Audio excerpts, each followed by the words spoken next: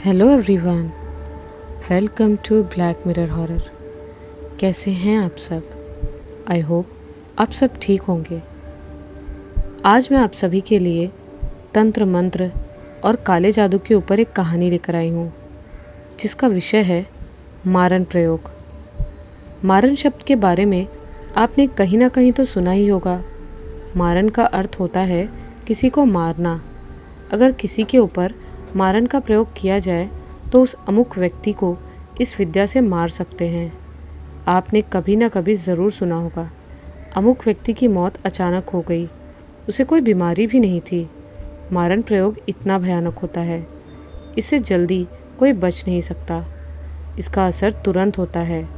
शत्रु तुरंत खून की उल्टी करते हुए मौत के घाट उतर जाता है। अगर आप ऐसे ही हॉरर और तंत्र मंत्र की कहानी सुनना चाहते हैं तो हमारे चैनल को सब्सक्राइब ज़रूर कर ले और बेल आइकन को भी ऑन कर ले। इस चैनल पर कई तरह की डरावनी कहानी आप लोगों का इंतज़ार कर रही है। तो अब ज़्यादा देर ना करते हुए कहानी की शुरुआत करते हैं। ये कहानी असम के छोटे से गांव की है। असम में खासकर टोने टोटके और काली विद्या का खास प्रचलन है। कहा जाता है असम से ही इन विद्याओं की शुरुआत हुई थी। कई लोग अपने काम को सफल करने के लिए इन चीज़ों का काफ़ी प्रयोग करते हैं। कई लोग असम के प्रसिद्ध कामाख्या मंदिर घूमने के लिए आते हैं, तो कई लोगों का यहाँ पर आने का खास मकसद कुछ और होता था। आने का खास कारण तंत्र मंत्र सीखना ही होता है। असम में तंत्र मंत्र सिखाने वाले भी कई लोग मिल जाते हैं, क्योंकि यहाँ भारी मात्रा में तांत्रिक मौजूद होते हैं। वक्त रात के करीब 2 बजे का हो चुका था। बाहर कड़ाके की ठंड पड़ रही थी, जिससे लोगों के हाथ पांव सुन्न हो जाएं। इसी ठंडी के मौसम में ट्रेन का सफ़र कर रहा 35 साल का आदमी, वो असम से वेस्ट बंगाल की तरफ जा रहा था। वातावरण में ठंडा मौसम होने के कारण ट्रेन में सभी लोग कंबल ओढ़कर गहरी नींद में सो रहे थे। आधी रात में ट्रेन वेस्ट बंगाल के छोटे से शहर के स्टेशन पर पहुंचने वाली थी। स्टेशन पर आने से पहले हॉर्न की तेज़ आवाज़ सुनाई देती है, जिसे सुनकर प्लेटफॉर्म पर मौजूद लोग जल्दी जल्दी उठने लगते हैं, क्योंकि कई लोगों को उस ट्रेन में चढ़ना था तो कई अपना नाश्ता लेकर बेचने के लिए खड़े थे। कुछ ही देर में ट्रेन आकर प्लेटफॉर्म पर रुक जाती है। प्लेटफॉर्म पर कम जल रही बत्तियाँ अचानक से तेज़ रोशनी में जलने लगती हैं। ट्रेन में मौजूद लोग जल्दी जल्दी ट्रेन से उतरने लगते हैं, जिस कारण वहाँ थोड़ी सी भगदड़ मच जाती है। पर लोगों को इससे क्या फ़र्क पड़ने वाला था। कुछ लोगों की भीड़ के बीच से वो आदमी रगड़ते हुए ट्रेन से उतरने लगा। उसके पास सामान के नाम पर केवल एक बड़ा सा सूटकेस था, जो उसने अपने हाथों में थाम रखा था। वो जल्दी से चलकर स्टेशन के बाहर की तरफ ही जा रहा था, लेकिन कुछ कदम चलने के बाद अचानक से वो आदमी तेज़ी के साथ ज़मीन पर गिर पड़ा। गिरते ही उसकी वहीं पर मौत हो गई। उसका सर बीच से फट चुका था, उसमें से खून की धार निकल रही थी। ये देखकर जितने भी लोग वहाँ पर मौजूद थे, सबके चेहरे पर हैरानी के भाव उभर आए थे और सभी लोग उसकी तरफ भागे। लोगों में किसी को समझ नहीं आ रहा था आखिर उसके साथ अचानक क्या हुआ है। उसके शरीर के चारों तरफ लोग झुंड बनाकर खड़े हो गए। 2-3 लोगों ने उसके सर पर कपड़ा लगाकर खून रोकने की कोशिश की, लेकिन इसका कोई फ़ायदा नहीं हुआ। उसकी आंखें कब की बंद हो चुकी थी, साथ ही उसका शरीर पूरी तरह से स्थिर हो चुका था। वैसे वो आदमी अपने गांव से काफ़ी दूर अकेले ही बंगाल शहर में कुछ काम के सिलसिले में आया हुआ था, लेकिन अचानक ये सब होने के कारण लोगों को उसके बारे में पता नहीं चल पा रहा था। जब लोगों ने उसकी जेब की जाँच की तो किस्मत से उसके घर का पता उसमें मौजूद था। उस आदमी का नाम किशोर था और वो असम के छोटे से गांव का रहने वाला था। लोगों ने जैसे तैसे करके किशोर की लाश को उसके घर पर पहुंचा दिया। किशोर के घर में पूरा परिवार रहता था, जहां उसकी माँ, भाभी, भाई और 2 बच्चे के साथ पूरा परिवार था। किशोर की बीवी का नाम शोभा था और दोनों बच्चे में एक लड़का था जिसका नाम विक्रम और एक लड़की थी जिसका नाम चीकू था। जब उनके घर पर लाश पहुंची तब उसके घर में सभी लोग पूरी तरह से सहम चुके थे। उन सभी की आंखें आंसुओं से भर चुकी थी। किशोर की बीवी और माँ दोनों ने रोना शुरू कर दिया। लोगों की भीड़ भी जुट चुकी थी। पूरे गांव में मातम का माहौल घिर चुका था। गांव के कई लोगों ने मिलकर किशोर का अंतिम संस्कार कर दिया और उसकी लाश को अग्नि को अर्पित कर दिया गया। इधर शोभा अपने पति के अचानक मौत का उसको सदमा सा लग गया था, लेकिन उसे कहीं ना कहीं ये नेचुरल नहीं लगता, क्योंकि कल ही खुशी खुशी उसके पति शहर काम के लिए गए थे, पर यूँ मौत हो गई। ये चीज़ बार बार दिमाग में खटके जा रही थी। पर उसके पति की किसी से दुश्मनी भी नहीं थी, इसीलिए उसने इसे एक दुर्घटना ही समझ लिया था। फिर एक दिन की बात है, रात के करीब 12 बजे ही होंगे। हर दिन की तरह शोभा हमेशा की तरह आंगन में गहरी नींद में सो रही थी। पूरे घर में कम रोशनी थी, बस मुश्किल से कुछ दूर पर हल्की रोशनी वाला लालटेन ही जल रहा था। बाकी दूर दूर तक काला अंधेरा ही नज़र आ रहा था। सब लोग इस वक्त तक घर में सो जाते हैं, लेकिन अचानक किसी के दबे कदमों की आवाज़ सुनाई देने लगती है, जो सीधे शोभा के कानों में खड़के जा रही थी। पहले तो उसे लगा घर का कोई पानी पीने के लिए उठा होगा, लेकिन लगातार कदमों की आवाज़ मेन गेट की तरफ बढ़ने लगी तो उसने फटाक से आंखें खोल दी और लेटे लेटे ही देखने लगी। उसने देखा कि सामने उसकी जेठानी बबीता थी, जो धीरे धीरे गेट की किल्ली खोलने की कोशिश कर रही थी। उसने शॉल ओढ़ रखी थी और उसके हाथ में काले रंग की पॉलीथीन थी। गेट खोलते हुए वो बार बार इधर उधर देखकर भांप रही थी कि उसे कोई देख रहा है या नहीं, लेकिन ज़्यादा रोशनी न होने के कारण उसे पता नहीं चलता कि उसे शोभा देख रही है। शोभा का मन तो बहुत हुआ टोकने का, लेकिन उसने जैसे तैसे करके खुद को रोक रखा था। आखिर इतनी रात में बाहर जाते देखकर किसी का मन जानने को ज़रूर करेगा। अब तक बबीता ने पूरा गेट खोलकर वो बाहर निकल गई। शोभा ने मौका ना बर्बाद करते हुए जल्दी से उठकर वो भी बाहर निकल पड़ी और उसके पीछे पीछे जाने लगी। गांव काफ़ी पिछड़ा हुआ था, जिस कारण वहां तक बिजली नहीं पहुंच पाई थी। पूरी सड़क सुनसान थी, दूर दूर तक रोशनी का कोई स्रोत नहीं था। केवल चांद की हल्की रोशनी से थोड़ा बहुत ही दिख पा रहा था, जिसमें उसकी जेठानी बबीता आगे बढ़ते जा रही थी। उसी का पीछा करते हुए शोभा भी चले जा रही थी। ठंडी का मौसम होने के कारण काफ़ी ठंडी ठंडी हवाएं बह रही थी, जिसे बबीता ने तो शॉल ओढ़ रखा था, लेकिन शोभा तेज़ तेज़ काँपे जा रही थी। लेकिन इस बारे में ज़्यादा ना ध्यान देते हुए वो लगातार पीछा करती रहती है। कुछ देर चलने के बाद बबीता गांव के आखिरी कोने के पास पहुंच गई थी, जहां पर दूर दूर तक जंगल ही दिख रहे थे। वहां पे कई सारे घने पेड़ थे। बबीता ने देखा उन्हीं पेड़ों के नीचे कुछ दूरी पर किसी के बैठे होने का आभास हो रहा था। बबीता ने ज़्यादा देरी न करते हुए जल्दी से उस तरफ बढ़ने लगी, क्योंकि उसे जल्दी घर भी पहुंचना था। अगर घर में किसी की नींद खुल जाएगी तो गड़बड़ हो सकती है। शोभा जल्दी से पास के पेड़ के पीछे छिपी रहती है। जब वो पास गई तो उसने देखा कि सामने एक तांत्रिक बैठा हुआ था। उसके पास में हल्की आग जल रही थी, लेकिन उसके हाथों में किसी जानवर की हड्डियाँ थी, जिसका वो चूरन बना रहा था। अब तक बबीता वहाँ पहुँच चुकी थी। तांत्रिक ने उसे देखा और तुरंत कहा, आ गई तू, तेरा ही इंतज़ार कर रहा था मैं। बबीता ने मुस्कुराते हुए कहा, हाँ बाबा, कहीं ज़्यादा देरी तो नहीं कर दी ना मैंने, क्योंकि घर के लोगों से काफ़ी बच कर आना पड़ता है। तांत्रिक बोला, वैसे लगता है तू अपने मकसद में पूरी तरह से सफल हो गई, तभी तेरे चेहरे पर खुशी की मुस्कान है। हाँ बाबा, ये सब आपके कारण संभव हुआ है। अब आपके कहे अनुसार वो चीज़ लेकर आई हूँ।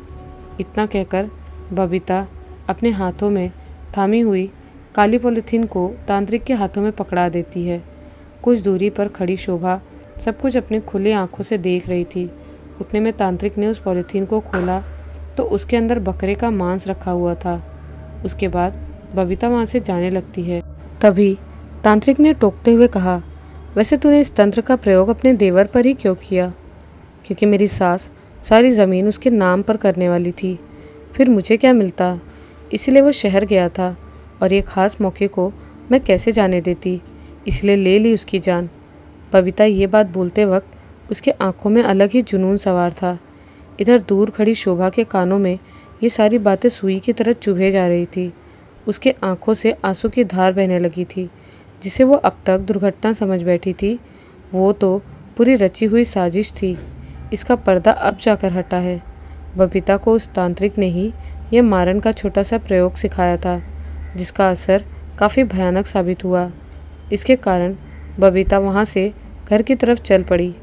शोभा पेड़ के पीछे छुपकर गुस्से भरी नज़रों से उसे देखे जा रही थी। इधर सुबह का वक्त हो चुका था। गांव में सुबह सब जल्दी ही उठ गए थे, लेकिन शोभा अभी तक सो रही थी। अक्सर वही जल्दी उठती थी, पर आज काफ़ी देर से सोई रह गई थी। बबीता ने उसे उठाया नहीं और वो सबके लिए चाय बनाने लगी। चाय बनाने के बाद वो शोभा को उठाने के लिए गई। बबीता ने शोभा को उठाते हुए कहा, उठ जाओ शोभा, सुबह कब की हो गई है, उठो, सबके लिए नाश्ता भी तैयार करना है। लेकिन इस पर शोभा कोई जवाब नहीं देती। बबीता गुस्से में धीरे से बोली, ये भी मर गई है क्या, जो उठ नहीं रही, महारानी कहीं की। अब उसे और तेज़ गुस्सा आने लगा था।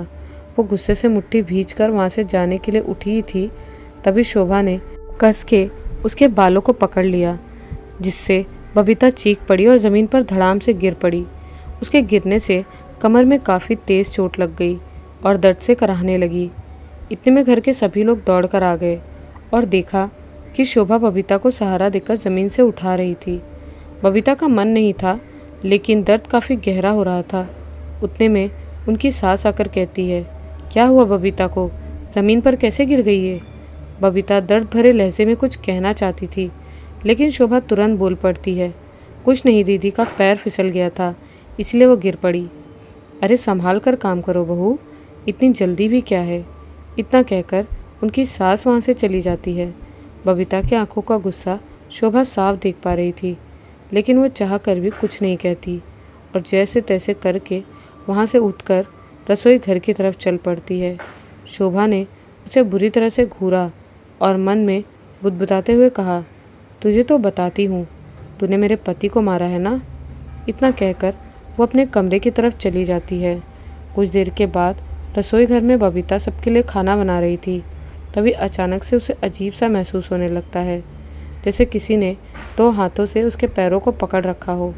जैसे उसने थोड़ी सी साड़ी ऊपर करके देखा तो वहाँ कुछ नहीं था। वो दोबारा काम में लग जाती है। फिर कुछ पलों के बाद उसको अपने शरीर में अजीब सा महसूस होने लगता है, जैसे कोई अजीब सी शक्ति उसके अंदर धीरे धीरे समा रही हो और उसके हाथ खुद ब खुद मूवमेंट करने लगते हैं।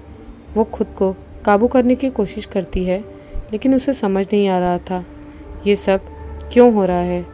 तभी उसके हाथों ने जलते हुए गैस के चूल्हे से पाइप निकाल दी, जिस कारण तेज़ी से पूरे किचन में गैस फैलने लगती है।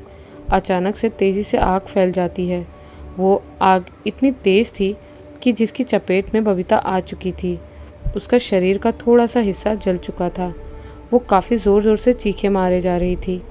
उसकी चीखें इतनी भयानक थी कि घर के सभी लोग दौड़ते हुए रसोई घर में आ गए थे। खिड़की खोले और जल्दी जल्दी रसोई के दरवाजे भी खोले ताकि गैस बाहर निकल सके। घर के सब लोग बबीता की हालत देखकर हैरान थे। उसका शरीर तेज़ी से कांपे जा रहा था।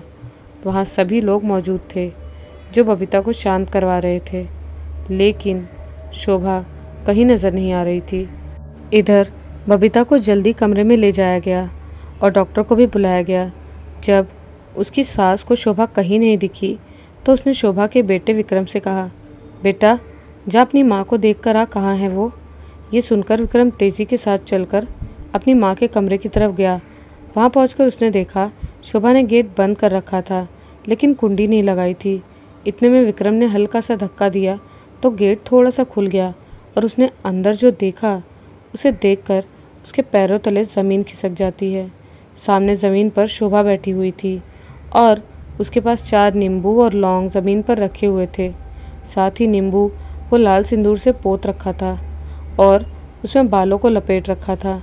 शोभा एक एक छोटी लकड़ी को उसी नींबू में घुसा रही थी और उसके बाद जलते हुए दिए पर रखकर नींबू को काला कर रही थी, जिस कारण इधर बबीता की चीख ज़ोर से निकल रही थी। इसका मतलब शोभा काला जादू कर रही है। शोभा का बेटा विक्रम ये क्रिया करते हुए शोभा को देख रहा था। जब शोभा की नज़र विक्रम पर पड़ी तो वो हड़बड़ाहट में सारे सामान को छुपाने लगी और उसे वहीं पर क्रिया रोकनी पड़ी। अब उसका बेटा समझ चुका था बबीता, बड़ी माँ के ऊपर माँ ने कोई सा प्रयोग किया है। शोभा अपने बच्चे को जैसे तैसे समझा देती है जिससे उसका भांडा ना फूट सके। कुछ दिन तक बबीता की तबीयत काफ़ी गंभीर रहती है। बीच में उसे ठीक से चला तक नहीं जा रहा था।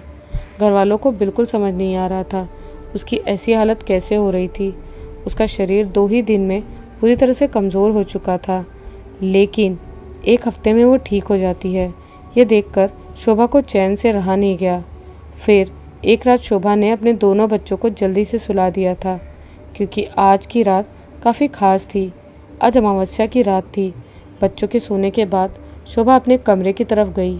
उसने पहले से ही सारी तैयारी कर रखी थी। आज उसे अपने मकसद को पूरी तरह अंजाम देना था, इसीलिए उसने पूरे कमरे में अंधेरा कर दिया और कमरे में पहले से रखी मोमबत्तियों को जला दिया, जिससे कमरे में हल्की सी रोशनी हो गई। पास में कई अजीब अजीब चीज़ें रखी हुई थी। उसमें से एक थी काले कपड़े से बनी छोटी सी गुड़िया, और आसपास कई टोने टोटके के सामान पड़े थे। शोभा ने कोई मंत्र बुदबुदाते हुए गुड़िया को हाथ में उठाया और हवा में करके ज़ोर से मंत्र पढ़ने लगी। मंत्र खत्म होते हुए एक लौंग को जीभ से सटाकर गुड़िया के अंदर बबीता के बाल सहित डाल दिया। उसके बाद कटोरे में रखे लाल सिंदूर में अपने खून की कुछ बूंद डाल दी ताकि सिंदूर गीला हो सके।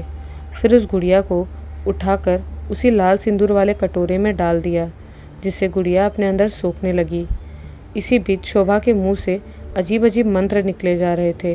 कुछ ही पल के बाद शोभा ने मंत्र पूरा करने के बाद उस गुड़िया पर फूंक दिया। उसके बाद वो गुड़िया लेकर वहाँ से चल पड़ी। उसने इस बीच काले रंग की साड़ी पहन रखी थी और आँखों में गहरा काजल पोत रखा था। साथ ही खुले बालों के साथ वो बिना पीछे मुड़े घर से बाहर निकल पड़ी। उसके हाथों में जो गुड़िया थी उसका आकार बढ़ा हुआ लग रहा था। गुड़िया पहले से काफ़ी भयानक भी लग रही थी। शोभा उस काली सुनसान रास्ते से होते हुए शमशान घाट की तरफ बढ़े जा रही थी। आज उसके बदन पर ठंडी का बिल्कुल असर नहीं हो रहा था, पर कुछ दिन पहले बबीता का पीछा करते हुए तो खूब काँप रही थी। खैर, अब तक शमशान घाट के काफ़ी करीब पहुंच चुकी थी। ये शमशान घाट चारों तरफ से पूरा खुला हुआ था। पास ही में कई सारी चिताओं की राख पड़ी हुई थी। रात में इस वक्त तक कोई मौजूद नहीं था उस शमशान घाट में। काली घुप अंधेरी रात में शोभा उन चिताओं की तरफ बढ़ी और एक मुट्ठी राख को उठाकर अपने साड़ी के पल्लू में बांधकर वहाँ से निकल पड़ी। पर उसने अब तक गुड़िया को अपने से दूर नहीं किया था। वो अब घर जाने की बजाय दूसरी तरफ जाने लगी। कुछ दूर चलने के बाद वो कब्रिस्तान के पास पहुँच गई। उसने देखा खेतों में बने काफ़ी सारी कब्रें वहाँ मौजूद थी। वो एक कतार से बनी थी। वो बारी बारी से सभी कब्र को देखे जा रही थी। तभी उसकी नज़र एक कब्र पर पड़ी जो काफ़ी नई नई लग रही थी। शायद उस कब्र के अंदर हाल ही में किसी मरे इंसान को दफनाया गया होगा। शोभा ने जल्दी से उस कब्र को खोदना शुरू कर दिया। उसके हाथ तेज़ी से चल रहे थे। आश्चर्य की बात ये थी, बाहर का टेम्परेचर काफ़ी कम था, जिस कारण अच्छे से अच्छा इंसान काँपने लगे और उसके हाथ पाँव काम करना बंद कर दे। लेकिन शोभा लगातार फुर्ती के साथ खोदे जा रही थी। कुछ ही देर में उस कब्र के अंदर मृत शरीर दिखाई पड़ने लगा। वो मृत शरीर आधे से ज़्यादा सड़ने लगा था।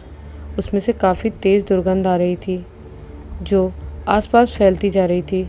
शोभा ने ज़्यादा देरी ना करते हुए सबसे पहले शमशान घाट की राख को लेकर उस गुड़िया को लपेट दिया। फिर कोई मंत्र पढ़ा और कब्र में रखी लाश का मुंह खोल दिया। उसके अंदर गुड़िया को डाल दिया, जिसकी इतनी शमशान की राख जो बची थी उसे ही मुंह में भर दिया। उसके बाद जल्दी जल्दी कब्र को वापस से ढकने लगी। ये सब करने में उसे करीब काफ़ी देर हो गई थी। रात के 3:30 कब बज गए उसे बिल्कुल पता ही नहीं चला। वो जल्दी जल्दी घर की तरफ आने लगी। इधर बबीता की हालत बिगड़ने लगती है। उसके जले हुए घाव में जगह जगह पानी भरने लगा था। साथ ही तेज़ बुखार भी उसको चढ़ने लगा था और काफ़ी तेज़ ठंड भी लग रही थी। उसकी हालत काफ़ी गंभीर होते जा रही थी। आज कई दिनों के बाद उसका पति उदय घर आने वाला था। उसका पति कमाने के लिए कोलकाता शहर गया हुआ था, जिस वजह से वो अपने छोटे भाई यानी किशोर के अंतिम संस्कार पर भी नहीं आ पाया था। खैर, जब वो घर आया तो उसे पता चला कि उसकी पत्नी बबीता की तबीयत बहुत ज़्यादा ख़राब है। उसने तुरंत डॉक्टर को बुलाया और उसका चेकअप करवाया। डॉक्टर ने कुछ दवाइयाँ दी जिससे उसे आराम मिल जाए। उन दवाइयों से उसे शाम तक आराम मिल ही गया, लेकिन पूरी तरह से बुखार नहीं उतरा था उसका। अब रात का वक्त भी हो गया था। आज कई दिनों के बाद अपने पति के साथ एक बिस्तर पर लेटी हुई थी। रात के करीब 2 बजे ही होंगे। दोनों काफ़ी गहरी नींद में सो रहे थे। बबीता को गहरी नींद में भी अजीब सा लगने लगता है, जैसे कोई बड़े नाखून वाला उसकी कमर पर अपने नुकीले नाखूनों से सहला रहा हो, जिससे उसे कभी तेज़ चुभन होती है और वो जल्दी से अपनी आंखें खोलकर बैठ जाती है। पर कमरे में उसके और उदय के अलावा कोई और नहीं था। उसने मन में सोचा, कहीं उदय जी तो मेरी कमर नहीं सहला रहे ना, लेकिन उनके तो इतने बड़े नाखून नहीं हो सकते जिससे मेरी कमर पर खरोंच आ सके। ये सोच ही रही थी, तभी उतने में करवट लेते हुए उदय की नींद एक पल के लिए खुलती है और वो बबीता को बैठा हुआ देखकर सवाल करता है, क्या हुआ, नींद नहीं आ रही क्या तुझे? आधी रात का समय है, सो जा, तबीयत ठीक हो जाएगी। बबीता ने चाहकर भी कोई जवाब नहीं दिया और हामी भरकर बिस्तर पर लेट गई। कुछ देर तक इस बारे में सोचा, पर अपना वहम मानकर दोबारा सो गई। जब उसे दोबारा गहरी नींद आई तो उसे दोबारा से पहले जैसा महसूस होने लगा। इस बार वो बड़े नाखून वाले हाथ धीरे धीरे सहला रहे थे। बबीता की धीरे से नींद खुली। उसने अपने हाथ से उस बड़े नाखून वाले हाथ को पकड़ना चाहा। आखिर वो देखे तो कौन है जो इतनी रात में ऐसी हरकत कर रहा है। जैसे उसने बबीता का हाथ टच हुआ, उतने में उसे महसूस हुआ कि वो हाथ इतना गर्म है जैसे उनमें से आग निकल रही हो। बबीता अपनी गर्दन धीरे धीरे घुमाकर पीछे देखने के लिए मुड़ी तो उसने देखा सामने काले रंग की बड़ी सी परछाई खड़ी थी। उसका कद छत के जितना था। ये देखकर बबीता थर थर काँपने लगी। उसे समझ नहीं आ रहा था कि वो सपने में है या हकीकत में। इसके बाद बबीता बिस्तर से उठने की कोशिश करने लगी। तभी काली परछाई ने बबीता के अंदर अपना घर कर लिया और वो उसके अंदर समा गई। उसका शरीर तेज़ी से छटपटाने लगा, जिस कारण उसके पति की नींद टूट गई। उसने बबीता को इस हालत में देखकर उसे होश में लाने की कोशिश की। बबीता की आंखों की पुतलियाँ पूरी तरह से काली हो गई थी। ये देखकर वो काफ़ी हैरान हो गया। उसने आसपास देखा तो पानी पड़ा हुआ था। जल्दी से पानी की कुछ बूंद की छींटें उसके मुंह पर मारी। उतने में बबीता का शरीर धीरे धीरे शांत होने लगा और वो होश में आने लगी। उसका रूप देखने में भी भयानक सा लगने लगा था, पर इस वक्त उदय इस बात को छोड़ना नहीं चाहता था।